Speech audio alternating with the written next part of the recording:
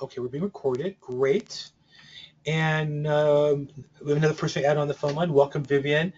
So this is Bill Gross. Can you guys hear me okay? Hi, Vivian. Oh, Sorry, Bill. Go ahead. Say hi now. Try it again. I said, hi, Vivian. She didn't hear. She might have it on mute. Sometimes we put it on a computer and they're doing something else. Oh, okay. So okay, let's go get started. So I'm Bill Gross, and the program we're going to talk about today is your database is your business. And the way I've set this up is into 3 different parts, and today we're going to cover part 1. So before going to first, I want to say that the presentation is being recorded, and so if you continue to participate, you're giving your consent to allow me to record this and use this and share it with other people and use it for commercial purposes. And so if you have a problem with that, obviously you should not share or turn off the phone or whatever is appropriate for you. So the goal of the program is to have you realize how much money is literally slipping through your fingers that you finally get committed to running your business as a business. Now, I wrote this sentence very specifically because you all know, true or false, you all know that you're missing out on business, correct? Yes. Yes. Yeah, you just don't know how much it is, right? It's kind of like, there's people clean cars for a living, or people who work on cars for a living, find change in people's cars, and it adds up over time. Well, if you knew that you're losing $1 a year, $2 a year, you might not care. But if you knew you were losing $100,000 a year just in your car seat, you'd do something about it, right? Yes. Right. You all know you're losing money in your business as a real estate agent, right? Right. Yes. Okay. And you've all been told before by somebody besides me that that's going on. And you would go, you're right, I got to do something about it. The purpose of this program is that you realize how much money it is, a dollar sign, so that you finally get committed to actually doing something and running your business like a business. That's the goal of what we're going to run today. Who's up for that? Say aye. Aye. Hi. Okay, great. So you're in the right place. So this is the first of 3 parts. Part 1, we're going to talk about the problem and quantifying it so you know how much it's about. And the goal today is that you will, when we hang up, be able to say, I, Bill Gross, know that I am losing X amount of dollars. That's the goal. Would that be worth your half hour today if you could do that? Yes. Okay, good. And then part 2, next week, we'll talk about how to gather the data, digging a little deeper, finding there's a lot of easy customers that with a little administrative work I can help you find. I was sharing with some people before the call. I have a great listing appointment tomorrow. It's actually a follow-up. I met with them last week. I called them Monday. He said, yeah, come Thursday, and I would get them on the market for a $4 million listing. A customer that I haven't seen him for 10 years. I haven't called him in 10 years. Now, he has been getting my emails every week for the last 5 years. And we had great rapport. It's not every customer's not like that. He's just one of the 10 or 20 or 50 I have rapport with. But using the systems, I gathered the data, called him, and we had great conversation that led to the listing. And number 3 is the proper ways to attack the problem or take the proper actions, okay? So real quick, some of you I know, I think most of you in the phone call I know already. I have a little background noise here. Let me see what that is. Okay, just 1 second. I'm going to make a mute here. Oh, good. There we go. Okay. So who am I? So I'd say that some of you know me, but my basic overview, I have a unique perspective. I've been both in real estate and mortgage since '86. And I've been a salesperson and a manager and a coach and an owner in both those industries. So I really have a different perspective. I have a broader perspective than most people in this business. I also have a technical background. I came from aerospace and the computer industry, and I also did a lot of software testing and training for Symantec, which created the ACT program, one of the first contact management programs. Microsoft Outlook, I was on their testing program before they even launched it to consumers. I was helping them test and write that software. So I have a background in that area. So real quick, I want to ask who you guys are. I'm going to run a poll. If you're at a computer, if you would take just a minute and help us here, how long have you been in real estate? Some of you have been in real estate 0 to 5 years, some of you 6 to 10, and some of you 11 plus are like me, old timers. And they'll help me make sure that we are appropriate. one of the things I want to say is that we have different strategies appropriate for your particular experience.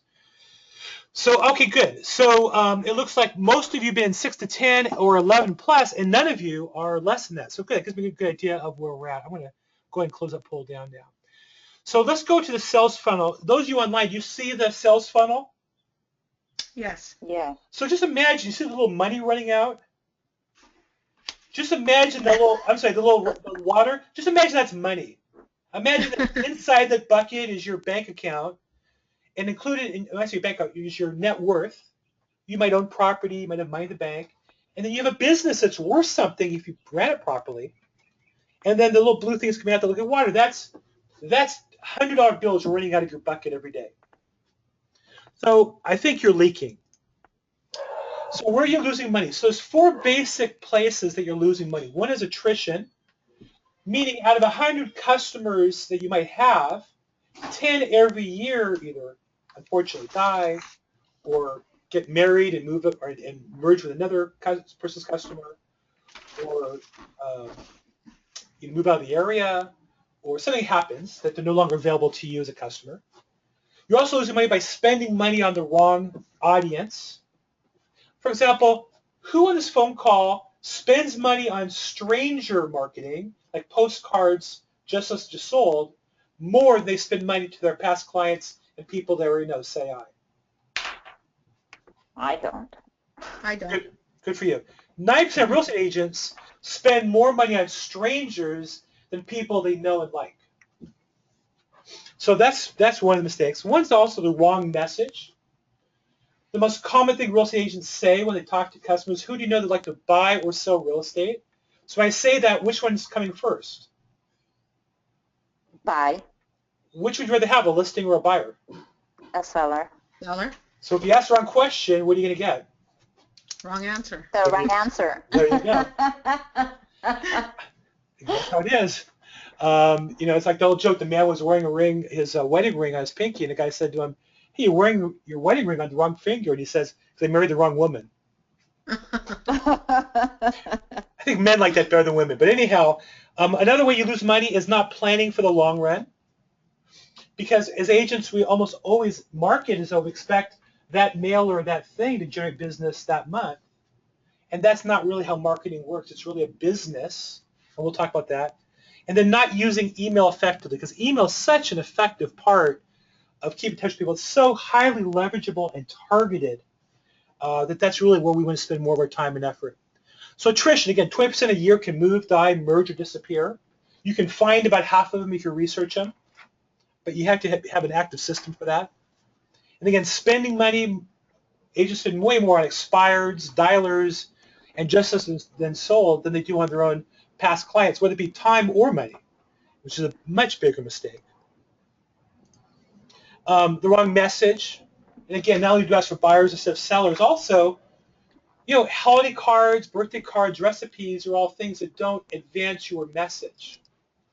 What would you want somebody to think about you in order to do business with you? Either it's personal, so it should look personal, right? Instead of an automated birthday card, it should be handwritten if they're your friend. If it's not personal, it should be about your business, then it should be something that advances the business, that helps the prospect. And we'll talk about that further down.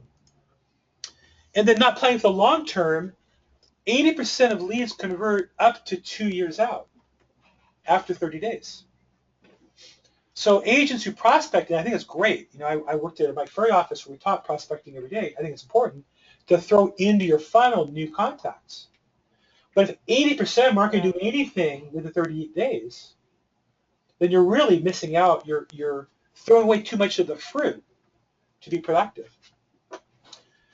And so if you do the math, out of 25 contacts a day, if you were to door knock, who here has ever door knocked for 3 or 4 hours? Say aye.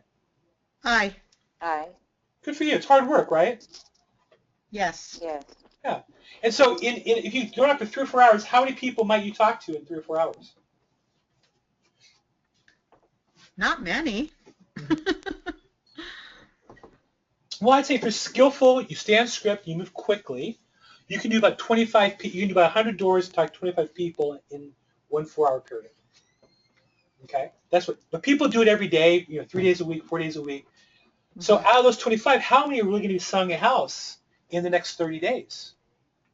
Not so many. How many will be selling a house in the next year? More. Next 2 years, even more. So we know that about 1 in 10 sell their house every year. That's just the stats.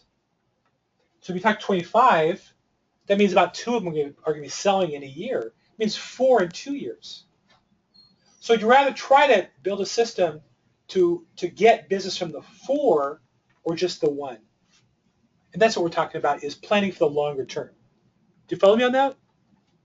Yes. Yes. Any questions on that part I just covered? It's real No. important. A lot of you are muted out. Noise. Okay, so if you have questions, if you're at a computer, you can raise your hand. Or if you want to mute yourself, I understand that. I'll keep you muted. But, okay, good. Next is, I'm not using email. So studies show that for every dollar invested in business email, the average return on investment is $44.25. So what does it cost you guys to email out something to, say, 100 people that you already know, like you, and gave their email address? What's that cost you? Nothing. Yeah, just your time. And when you scale it up to 1,000, it might cost you $50 a month. And you might only get one deal a year from that, right? But one deal a year for the cost of emailing 1,000 people is a pretty good investment, isn't it? Yep. So also, I've done a lot of research in the last 90 days on social media, and I can tell you that email is 40 times better than Facebook or Twitter. One reason why is Facebook, at most,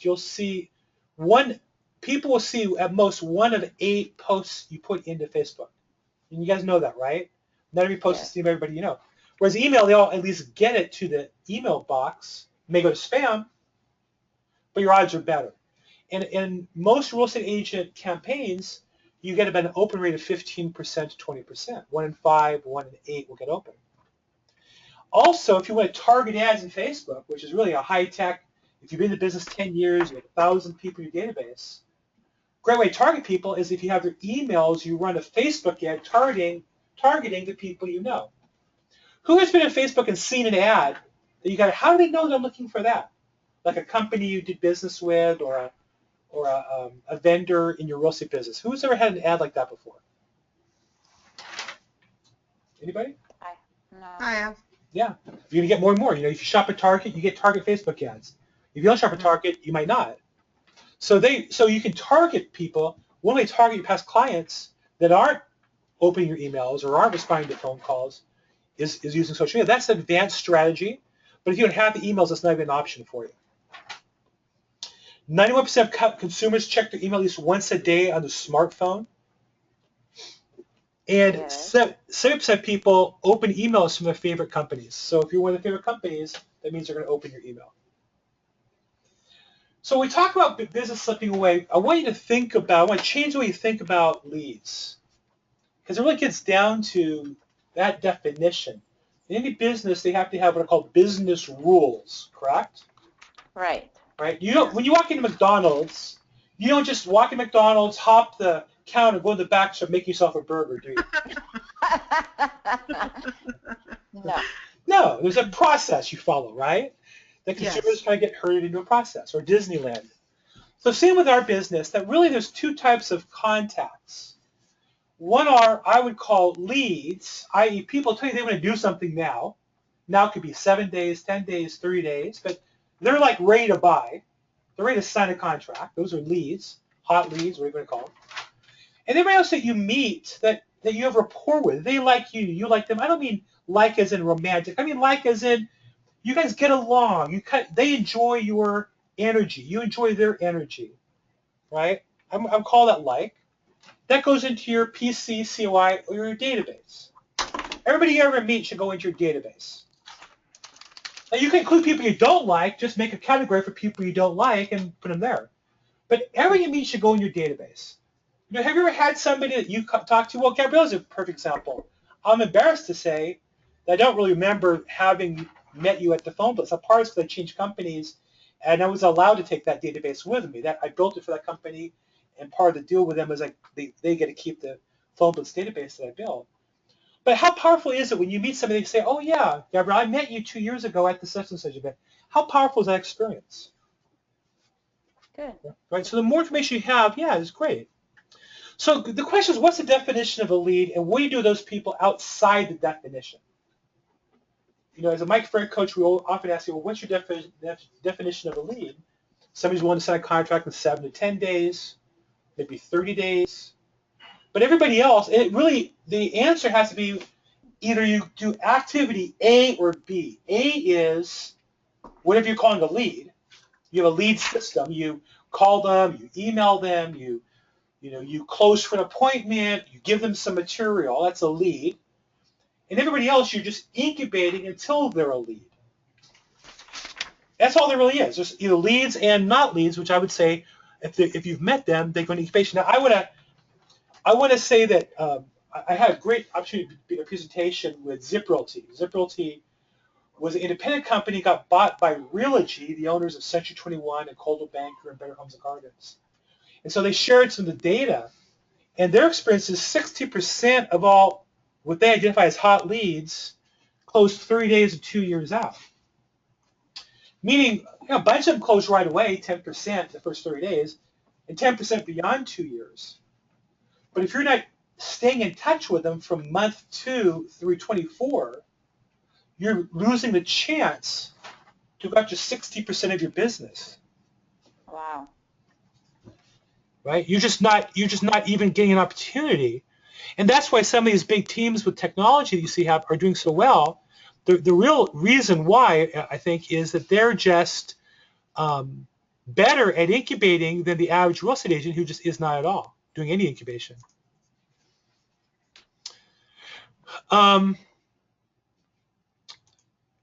Okay, next. So whatever your business process is, you have to build a database.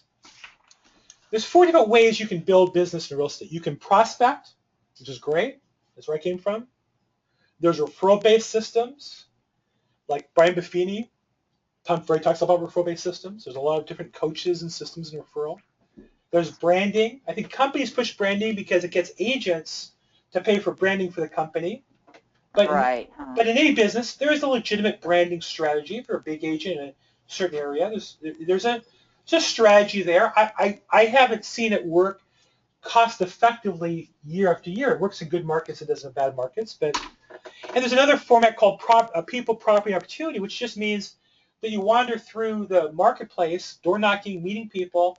When you find somebody who wants to do something, you're just putting a deal together real fast. But whichever process you use, you need to have a system. So if you're going to prospect, and this is where I was coaching in a prospecting system for 5 years. It was great. We did a great job. But the thing I saw over and over again was agents burning out because they would prospect 3 hours a day, 4 hours a day, and see so little of the results. The top agents in those systems are accumulating all their contacts and incubating the ones that aren't hot. So when you door knock today and they say, no, Gabriella or Elsa, I'm not, but gee, you seem nice. Tell me about yourself. How long you lived here in the area? Well, 10 years. You have a conversation with them. And you ask a question. Gee, I'm in the area regularly. I know the market real well, and I keep in touch with my contacts from time to time via email. Would you like me to send you real estate-related information from time to time? Oh, I love it.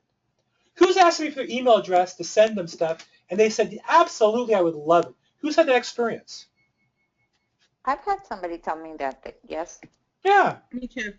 Yeah, so people really like you a lot. They love it, right? I mean, certain vendors, like in my prior job, we'd have lenders that came to our office. I would tell every lender, please put me whatever drip systems you have. I want to learn about your product. My job was to teach my real estate agents, so I'm glad to get your information. And none of them ever did. My point is, you're out there meeting people, either door knocking or making phone calls. And when you meet somebody, you meet them at an open house. You sit there all day long on a Saturday or Sunday for 4 or 5 hours. But you meet the people. If you call them the next day, they may not pick up the phone. But you've met them. Call them again. Reestablish that relationship to leverage the time you're spending. Referrals. I love this one. I would ask agents all the time to come to our phone blitz to get into activity. And basically what our phone blitz was, it was a technique to get agents to make phone calls to their past clients to generate some business or to prospect. And agents would say to me, well, I don't need a phone call. I get all my business from referrals. So what are they really saying? When somebody says, I don't need to prospect, I don't need to market, I get all my business from referrals, what are they saying to you? They're working their database? No, they're not working the database. Oh, okay. Right? How do you get more referrals without making more phone calls or email or without doing something? Do you stare at your phone to make it ring faster? No. No. So the only way to get more referrals is to talk to people. In branding, the whole idea of branding is you create yourself an image that your prospect wants as a solution, and they raise their hand. Either they click on you, or they respond to your email, or they phone call in. But I can tell you, having done marketing and branding systems for recruiting, for coaching, for real estate, for other businesses, you don't convert everybody on the first call. There's an incubation process. And you have to have a system where you're reaching out to them proactively at certain appropriate points. Not every day, not every month, but at appropriate points. And then if you're just the kind of person that bumps into people and hears about a deal, puts a deal together, then you have deals that never came together. They're just waiting for you to call back and say, hey, I know I talked to you last year in your house. I had that buyer, and the buyer backed up. Sorry, but are you still looking to sell your house? So again, if you don't do that, you're going to burn out because there's only so many deals you bump into. So now we get to the hard part here, which is how much money is slipping through your hands? How many deals you're losing, dollars and cents, how much is it? You may not want your spouse to hear this part because they find out how much money you're losing, they're going to be pissed, okay? So the 10% rule, thank you for the late laugh. The 10% rule goes like this. A properly worked database will yield 10% of its contacts, either direct or indirect business, yearly. Now, a number of you have heard this before, right? Anybody heard this before? Yes. No, I haven't. Okay. No was Gabriella? Yeah. Okay. Well, I heard that off of every 12 contacts, maybe you get 2 referrals a year? But I hadn't heard the 10% rule, 10%. Well, 10% would be 1 out of 10. Well, would it be 10%? No. Yeah. A little bit, right? Right. Well, 12.2 is better than 10%, right? 12 getting 2. I think is it Tom Ferry that says that? Well, I'll tell you that both Mike and Tom agreed on the 10% rule. Oh, okay. Right? That every 10 contacts yields 1 closed transaction if you work it all year long. Now, I will say I've met with Tom. I've met with Mike's, at the time, right-hand running his business son, Matthew, and I went to both of them and said, in Southern California, I think we have to be more proactive in our outreach than in other markets, and they agree, because we have way more real estate agents than in other marketplaces. So the rule is correct. What we have to do has to be at a higher level because the competition is higher. And I'll lay out in part 3 what you have to do. But they both agree on the 10% rule. It's also true in my experience. I coached 50 agents at a time, and I ran a company with 200 agents in it. In our phone blitz, I would have 150 agents a week at events I would be in charge of. And my experience was that agents who contact their database yield about 10% per year. Agents who do a Meg Middleman or Linda Holmes do 80 deals a year, have a database of about 800. Wow. You'll find those top agents all have databases of people they've accumulated over time. That's why they do so much more. Because when January rolls around, they already have that asset. Not only the names and numbers, they've been in contact with them for the past few years. They have the momentum. Make sense? Yes. So that's my experience. 10% rule, what's yours? Can you increase your business while losing leads and contacts? Is that possible? Does that make sense? It'd be kind of like McDonald's having a line for hamburgers and watching people walk in the store and walk out that didn't buy. What do they do if the line gets long? They open another line. What does Nordstrom's do? They open another teller. They don't let you walk out the door once you've walked in. And nowadays they'll email you or call you back. So with 200 contacts, you should close 20 deals a year from your past clients and their referrals. Yeah, wow. So to the extent you have 200 and you're not doing 20 deals, that's going to describe your inefficiency. We're going to talk about that. To the extent you should have 200, but you don't, that means you never gathered the data in the first place. So there's those two problems that are both working. So an average commission of $10,000, 20 deals would be $200,000 of first commission.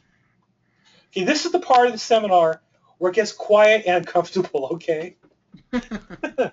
Why is that? Elsa, why is that? I hear in your voice, I hear you sighing. What is that about?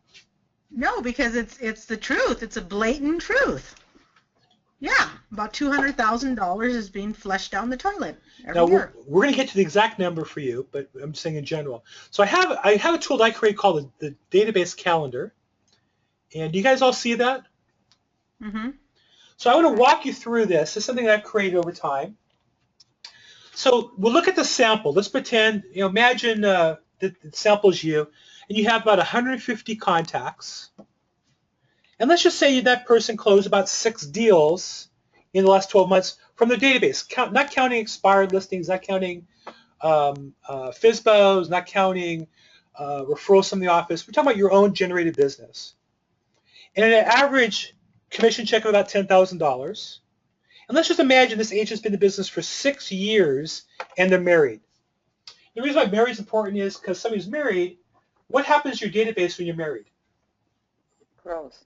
It grows, right? Because you have your kids, you have your wife or husband, they have their own doctors, they have their own friends, they have their own business.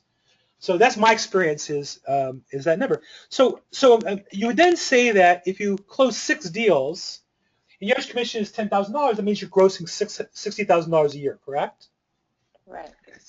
And that means then, out of $60,000, and if you have 150 contacts, so we're talking about the value of a contact in your database, since your average commission is $10,000. Now this that's a little tricky here. I'm not sure I explained this very well. Let me just walk this through. So you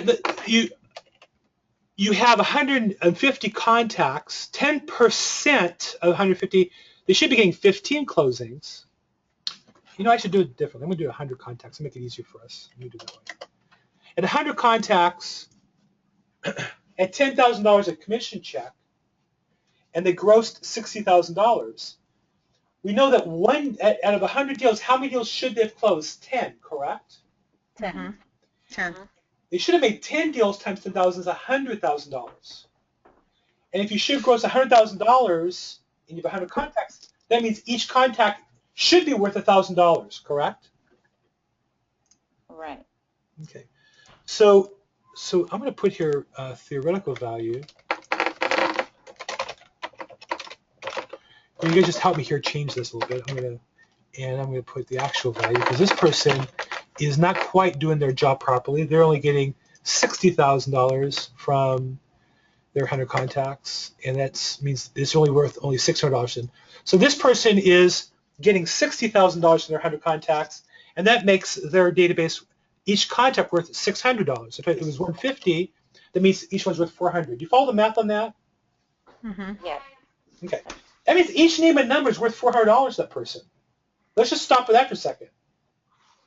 Each name and number of a person you meet, an email, a person that you meet, you have rapport with, is worth to this agent, who we would say is below average or maybe average. What would you call that agent?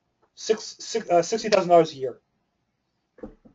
Okay? Whatever you want to call an agent, to that person, each contact's worth $400. That means when they have an open house and meet 8 people, get their phone numbers and emails, and let's say half of them are fake, right? Who's had that happen before? Right? Let's say out of 8, 4 are good.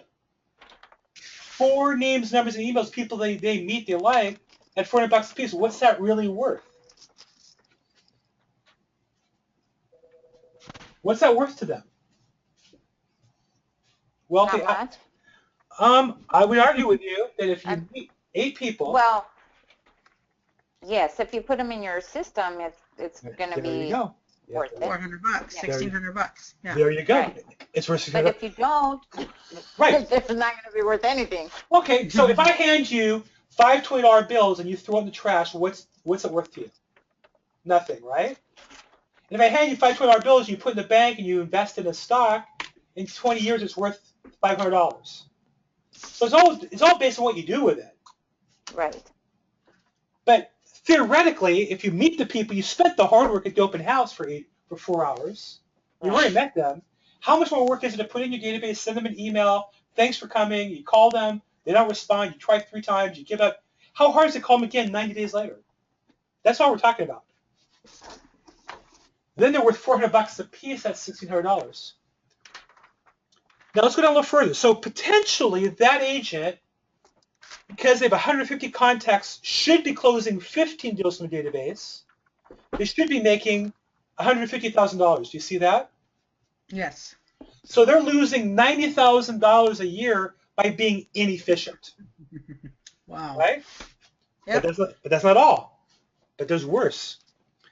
Because they're missing, that's just being inefficient. That's from not working the database that they have managed to not lose. How many other contacts has this agent lost? Well, first off, base contacts, everybody knows 100 people. That's my experience in coaching and being in this business for 25 years. And if you're married, you know 200 people. You have friends. Your kids have friends that you carpooled with. I'm going to talk about everybody on the roster at school. I'm talking about the 2 or 3 people you meet when you're at practice, you stand next to them. That's the guy or gal you stand next to at every soccer practice. You know 2 or 3 people like that. At the dry cleaners, at your favorite restaurant. We all have different people we know and like. We all have 100, and our spouses all have 100. In this case, that's 200 right there. Then you should be adding in 100 people a year to your database if you're in business. Now, that's 2 people a week. If you're in real estate and you're working full-time, should you meet at least 2 new people every week that you have rapport Yes. with? Okay, just 2 a week. I'm not talking about 10, just 2 a week. So that means that person over their career should have added 600 to their database.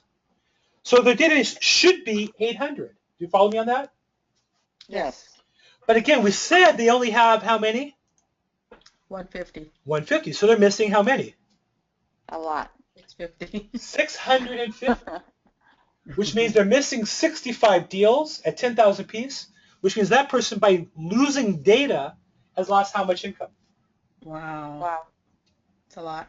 And then when you add the inefficiency of the 90,000, so you take the 90 and the 650, see, here's the agent who's making $740,000. The difference between them and you is they added 100 people a year to their database and worked it regularly, and you didn't. That's all it means. I've met agents who make from $500,000 to $2 million a year. I've coached agents as high as $1.5 million. And one thing I tell you about all the top producers who make $1 million plus, they're really not that different than the rest. They've just been at it consistently, day after day, working 5 days a week, maybe 6, consistently. But they all have, almost all have a database of people they've met that like them, that trust them, that work with them. And it's grown over time, and there's no real magic more than that. That's 90% of the top producers you see in my experience. So who'd like to volunteer? We can take you through the actual numbers so you can calculate for yourself. Anybody brave enough to do that? Say aye. I'll do it, Bill. Great. I'm sorry, who was that? Elsa, right? It's Elsa. Good. So Elsa, how many contacts are in your database right now? I would say there's about 250. Great, 250. And how many transactions did you close in the last 12 months from your database, past client center of influence? I would say about 6. 6, great. And what's your average gross commission check? 10. Okay. How long have you been in the business? 10 years. Okay. Now I say on the calculator, it only calculates up to 6 because my experience is nobody effectively manages much more than 800 contacts total. Okay? Mm-hmm. Okay, and are you married? Yes. Yeah, okay, good. So your gross income, your 6 deals netted you about $60,000. Now that would be separate from any referrals or buyer deals you have or expires, right? So $60,000 for that piece of business. The average value of a contact in your database, based on how you've worked them, is still worth $240 a piece. Mm-hmm. Now here's a question. If you really think about what your database is worth, if we establish that they're worth $240 apiece and you have 250, that means your database has an economic value of about $60,000. Do you treat it like it's worth $60,000? I mean, is it safe somewhere? I have agents who their database in their phone and they've lost their phone. That would be for Elsa. That'd be like you leaving $60,000 in your phone, not backed up, leaving it in your car one day and losing it. Oh no. So you see why backing up your data becomes important. Yes. Now, because your average commission check is $10,000, your average contact should be worth $1,000. So you're at about 24% efficiency. Well, let's see how that works out. So based on your 250 contacts, how many deals should you have closed? 25. Exactly. So should have closed. And instead, you closed 6. So that the missing 16 deals, right, at $10,000 a piece is how much? 160. Well, actually 190,000. I'm sorry, you're missing. I didn't hear you right. No, you didn't hear me right. I said it wrong. You're missing 19 deals. Okay. And so, based at $10,000. I told you it was 200,000. Yeah. Yeah. How about that? 100 that you're missing. Now let's keep going though, Elsa, because this is where the fun part is. No. So you should have 800 contacts in your database. Wow. You're missing 250. So from that other 550 you're missing, what if tomorrow I could go back in time and give you every person you met in real estate for the last 10 years, their name, phone number, email, you'd have about 800. Right. That would gross you an extra $500,000, and so total income you're missing is $740,000. Jesus. The difference between you and agents who make that kind of money, in my experience, and I've met you, Elsa, you're a great agent. You know the market, you're honest, you're hardworking, it comes across. I've heard you on the phone. The difference between you and them is they kept all their contacts and keep working them and you haven't. Right. Okay? I'm with Elsa. We all are. Okay, I'm talking to myself here. Any questions? Can you guys all calculate your own missing income? This is amazing, Bill. Thank you so much for this exercise. I really appreciate it. My pleasure. Now, your homework, Elsa, is tell your husband. Instead of making He'll lock me out of the house tonight if I do that. Instead of making $740,000, honey, I'm going to watch TV tonight, right? So, and we're not talking about prospecting 4 hours a day. We're only talking about calling the extra 550 people you're missing or 800 people you're missing. If you call them every 90 days to 6 months, you're not talking more than a couple hours a day of calling people that know you and like you. Right. Just that. Okay, anybody here? That's worked for me because the transactions I've closed this year have all been referrals. I have news for you. It works for all of us. Yay! Just work it. So my goal of this is to expose you to the concept. If you like the actual spreadsheet that I've done here for yourself, email me. And just, in fact, better, I would say, I am asking the people, if you like the seminar, give me a recommendation. I have a service I'm using. If you would write a recommendation, I would really appreciate it. Good or bad. If you don't like it, just give me some constructive feedback on what I can do to make it better. If you like it, something positive will help me expand this and offer to more people. If you do put a recommendation on, I'll be glad to send you a copy of this via email, and you can calculate your own numbers, okay? Awesome. At the end of this series, this is the first of 3, I offer you the opportunity to call me, and individually I'll walk you through and give you a plan of action. Whether you want me to coach you or not is fine, but I'll walk you through what your potential is and what you need to do individually. So that's the database calculator. Questions on that? Is there anybody here who cannot calculate that on their own if they had to? No. No? Can I get you all to commit to doing it? Please? I think that number will set you free. Good. Okay, good. So we're going to go on here and say, what's a contact? Just means you've met them. You have the name, phone number, address, and email. And how many you like them? If you don't like them, don't put in your database. How many do you have? how many's in your system. So real quick, I just want to take a quick poll of how many contacts do you currently have in your database? Do you have 0 to 100? Do you have 100 to 200? Do you have over 200? Or what's a contact? Oh, you don't want to know. Okay. So some of you on the call right now have big databases. We're talking big money here. And some of you say 0 to 100. And my experience is two things about that. One is we all have 100 or 200. And I can help you get there. More importantly, the person who tells me they have less than 100 tells me year after year after year. What does that mean they didn't do last year? Door knock? Well, anything. Because you can do anything and meet 2 people a week, right? Right. Right. So you don't do put it anything. in the CR, contact management. Anything, even keeping their business cards or pieces of paper, anything, right? Yeah. That's what we're talking about here. So it's not rocket science. So, and how many do you have there waiting to add in your system? You have them somewhere in a shoebox or a file folder on your desk or a drawer. Well, I still have some of those on top of the ones I have in my system. Okay. Will you commit to getting them? Yes. You can make today's phone call worth thousands of dollars. We said the contacts should be worth $400 a piece. Just putting 10 in your database can be worth $4,000. So the next webinar we're going to do a week from tonight. We're going to talk about how to get your database put together, where to find, oops, I'm sorry, I need to close this out.